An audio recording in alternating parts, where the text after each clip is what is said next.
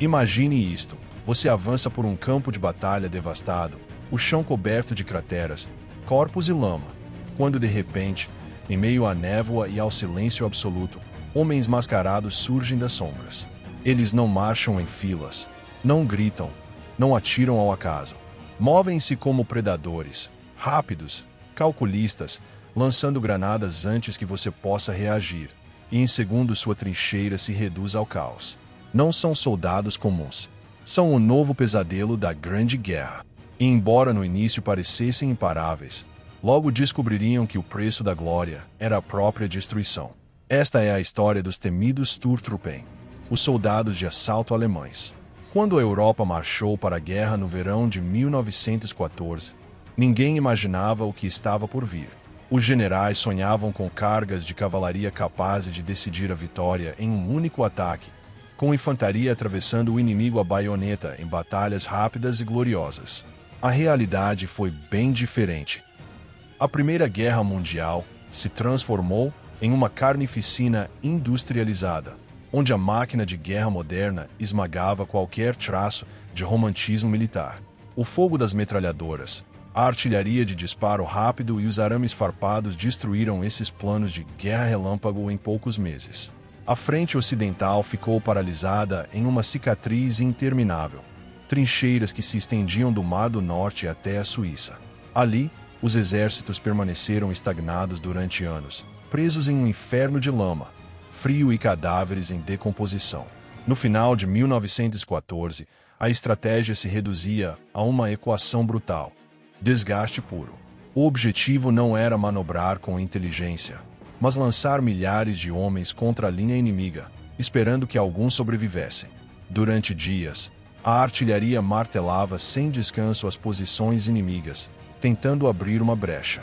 E quando o bombardeio cessava, ondas de soldados avançavam ombro a ombro em direção à terra de ninguém. Na teoria, as explosões destruiriam as defesas e aniquilariam os defensores. Na prática, os inimigos permaneciam abrigados em bunkers subterrâneos e saíam justamente quando o fogo parava, prontos para metralhar os atacantes, que se tornavam alvos fáceis contra o horizonte. O resultado era sempre o mesmo: milhares de mortos por apenas alguns metros de terreno que quase nunca se mantinha, porque o inimigo contra-atacava em poucas horas. Era um círculo vicioso. Os altos comandos insistiam sempre na mesma fórmula, enquanto as baixas se contavam às dezenas de milhares. Mas pouco a pouco surgiu uma ideia diferente, uma mudança radical na forma de lutar.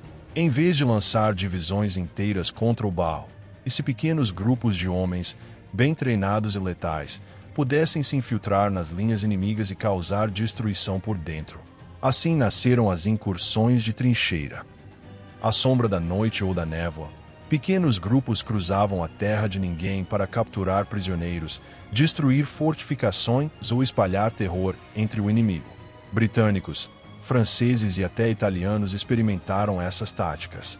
Mas foram os alemães que levaram a ideia a um nível nunca visto, moldando uma força completamente nova: os Sturmtruppen, conhecidos pelos britânicos como Stormtroopers, os soldados de assalto. No início, eram apenas pequenos destacamentos formados pelos homens mais agressivos e corajosos, escolhidos por sua resistência e disposição para assumir missões suicidas. Esses grupos não avançavam em formações rígidas, mas em ondas dispersas, adaptando-se ao terreno, sempre buscando os pontos fracos. Onde encontravam resistência sólida, não desperdiçavam forças tentando conquistá-la, contornavam, avançavam além e cortavam comunicações, deixando o inimigo isolado e vulnerável. Em 1915, o alto comando alemão decidiu testar a ideia em grande escala. Foi criado um destacamento experimental com equipamentos inéditos, escudos à prova de balas, armaduras corporais e armas projetadas para a luta em espaços fechados. No papel, parecia uma revolução, mas a realidade foi devastadora. Antes de colocar o conceito em prática, o grupo foi lançado como reforço improvisado em um ataque aliado e acabou dizimado. Ainda assim, o conceito sobreviveu. A unidade passou para as mãos do capitão Willy Hoare, que reorganizou tudo do zero. Incorporaram metralhadoras leves, lança-chamas e armas feitas especificamente para o combate brutal dentro das trincheiras, pistolas, carabinas curtas, granadas e facas de trincheira. O que estava surgindo era algo totalmente diferente do soldado comum. Eram caçadores, treinados para matar em silêncio, com velocidade e com um nível de brutalidade que marcou seus inimigos para sempre. A primeira grande prova veio em outubro de 1915, nas montanhas de Vosges. Em vez de bombardear por horas, a artilharia abriu fogo por apenas alguns minutos, e assim que cessou, os homens de Ruhr avançaram como sombras entre as crateras, lançando granadas antes que os defensores pudessem se organizar. Os franceses entraram em pânico. Suas trincheiras foram invadidas e, em questão de minutos, a linha colapsou. O mais impressionante não foi apenas a rapidez do sucesso, mas a lógica por trás do ataque. Os Stormtroopers não buscavam conquistar tudo, apenas o necessário. Se um ponto era forte demais, deixavam-no para trás e seguiam em frente, abrindo caminho para que a infantaria regular assumisse depois. Era um golpe cirúrgico, um prenúncio da guerra moderna. Mas essa efetividade tinha um preço. As armas que usavam os tornavam terrivelmente letais, mas também os expunham ao combate mais selvagem. Os granadeiros carregavam sacos cheios de explosivos de mão, os lançavam nos abrigos e continuavam avançando. Outros portavam pistolas Luger com carregadores de tambor de 32 balas, carabinas curtas ou facas feitas para a luta corpo a corpo. E o mais aterrorizante de tudo, os lança-chamas, que não apenas queimavam, mas destruíam a moral do inimigo só de vê-los em chamas. Cada soldado era um especialista. Cada movimento era planejado para uma única coisa: atacar rápido, destruir e desaparecer. E embora no início tenham sido vistos como uma força quase invencível, a verdade é que, com o tempo, a própria brutalidade de suas missões os levou à beira da aniquilação. A realidade é que, para muitos desses homens, não existia treinamento capaz de prepará-los para o que viveriam pendurados na porta de um helicóptero.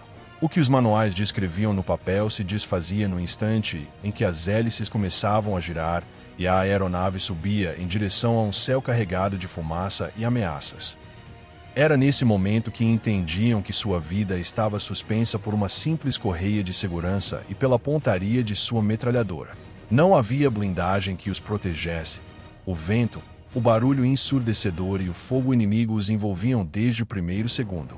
O papel do artilheiro de porta combinava a vulnerabilidade mais extrema com uma capacidade letal impressionante. De sua posição, era um anjo da guarda dos homens que embarcavam ou desembarcavam, a linha de defesa que mantinha afastados atiradores de elite, emboscadas e colunas inimigas tentando se aproximar. Alguns segundos de descuido podiam significar a diferença entre uma evacuação bem-sucedida ou um massacre. A pressão era constante, e ainda assim, com o dedo no gatilho, precisavam manter a calma, economizar munição e escolher bem seus alvos. A arma mais associada a eles é, sem dúvida, a M60.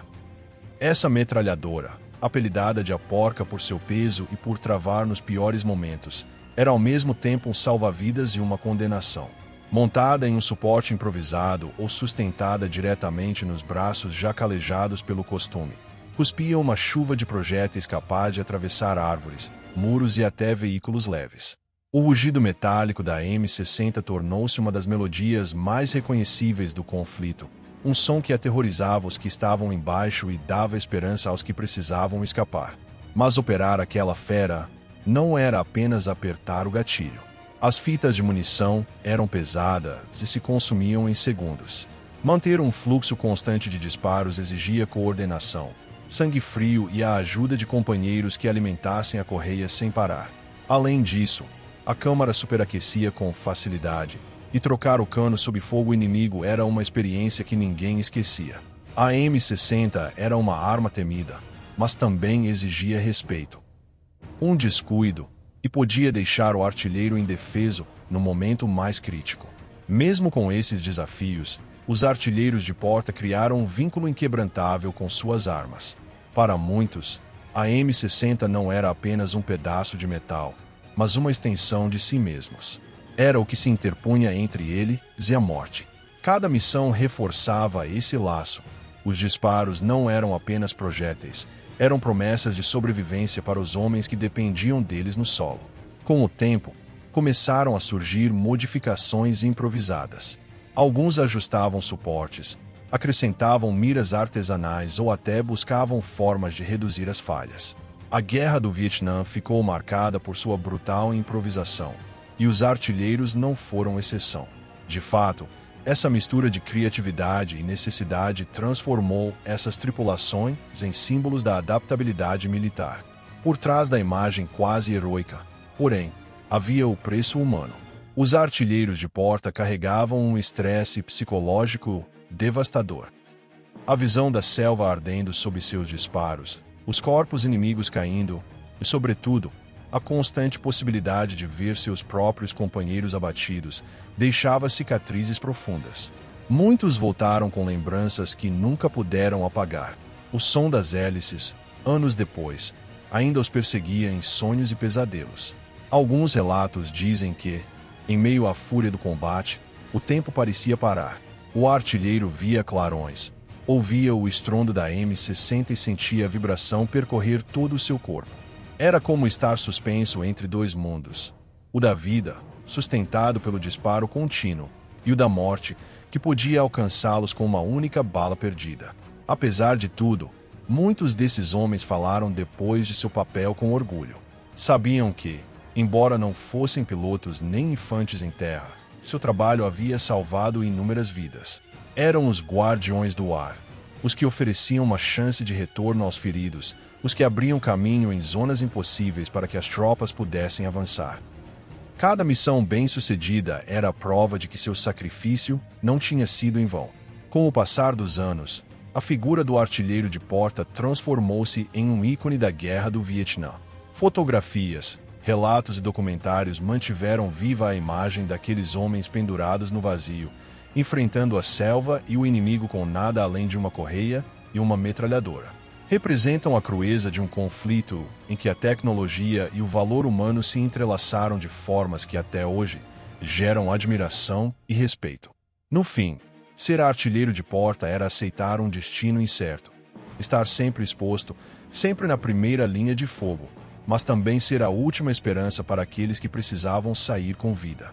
Nem todos voltaram, e os que voltaram levaram consigo uma mistura de orgulho, dor e memória que os acompanhou pelo resto de seus dias.